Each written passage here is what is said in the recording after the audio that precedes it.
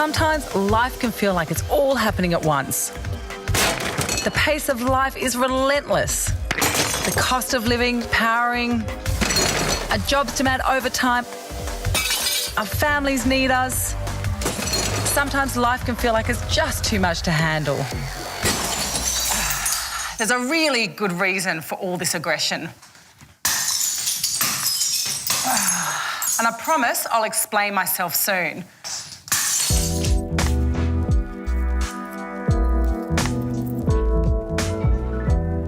A racing heart, sweating, uncontrollable thoughts, confusion, fear of an impending doom that won't go away.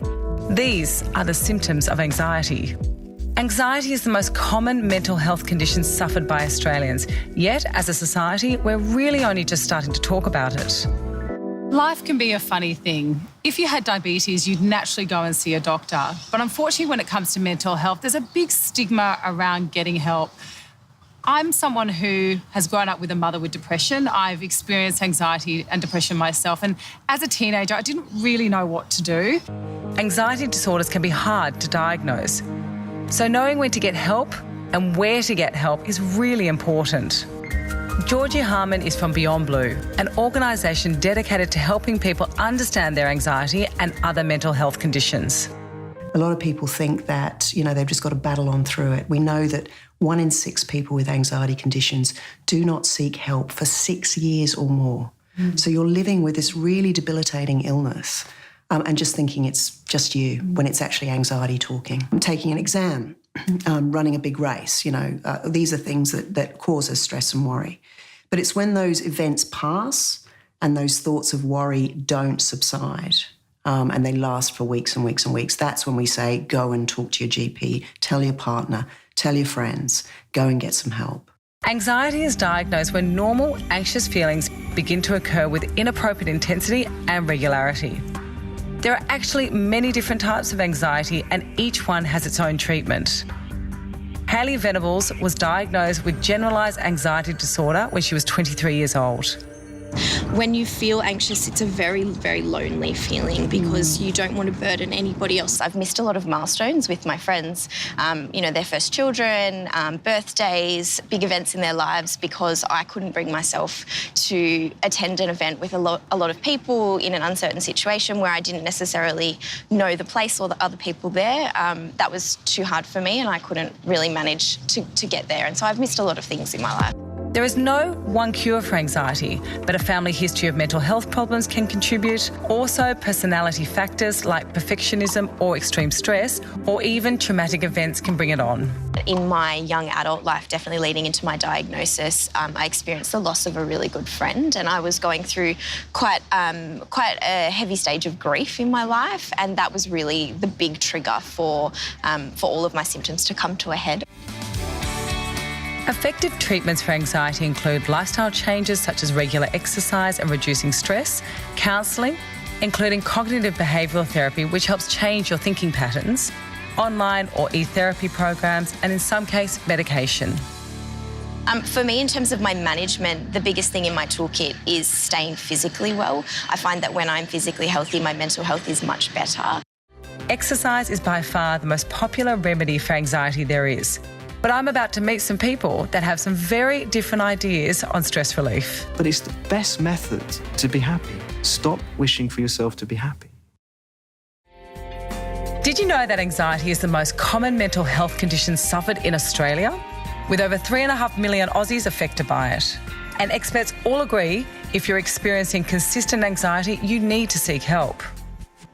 If you look at the statistics, 1 in 4 young people are suffering from some form of mental health issues. But I guess what's even more scary about that, only 20 to 30% of those young people are getting support. Most schools these days have a counsellor.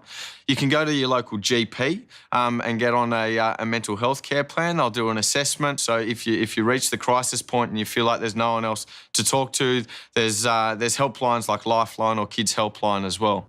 But once you've been diagnosed, what then?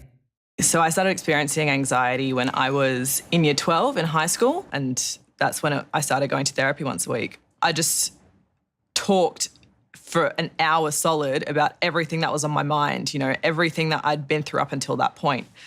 And it really made a difference. When it comes to anxiety, there's lots of treatments. Some will work for some people and some not for others. For me, the thing that's worked throughout my lifestyle is meditation. I find it's a technique I can easily interweave into my lifestyle and has a very positive effect on anxiety and depression. This is Gen Dorning, and he shares modern Buddhist techniques at Kendamba Meditation Centre in Melbourne CBD. His lunchtime classes run all week, and after 14 years as a meditating monk, he believes the best way to find peace in life is peace of mind. Well, anxiety is an instance of a turbulent state of mind. If we are able to make our mind peaceful, we can derive happiness from our life. We spend our life at the extreme of trying to find happiness and freedom by manipulating the external world. So we go off to the homeware store, we buy a new sofa, and we think that's going to solve all our human problems and make us happy. And we spend our life doing that. Now, to go from that extreme to becoming more of an inner being, somebody who's developing a peaceful mind and finding a lot more happiness within, it's a little bit of a journey. And that's why a class is very helpful.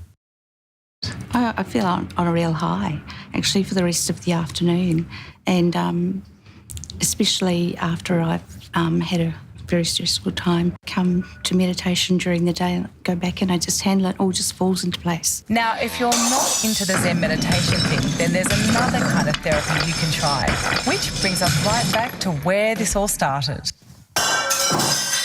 So now it might make sense why we started here at the break room, but for so many anxiety sufferers, it just feels good to let it all out. This is the break room, a place where you can smash stuff with a great big bat and feel better for it. Ed Hunter owns this place. So we get folks that are just looking for, like, the adrenaline, they're looking for that good time on a Friday night. We get folks that are actually using this as a genuine form of therapy, which is beautiful. Exercise is nature's anti-anxiety remedy. It clears the mind and fires up the endorphins, which are the feel-good hormones. In fact, researchers have found that after approximately 5 minutes of aerobic exercise, we begin to feel the anti-anxiety effects. So these are people that are going through a bereavement or, a very stressful time at work or a very traumatic breakup, anything that's kind of, really grinding their gears or causing them a bit of anxiety. So it's all about that release, because that way you can acknowledge it, deal with it, and then move on with your life. When I experienced anxiety, it was something that was completely overwhelming. But what today's reminded me of is that when you seek help, you apply meditation to your day-to-day life and even smash some bowls, it will help set you off and send you down the path of a healthy recovery.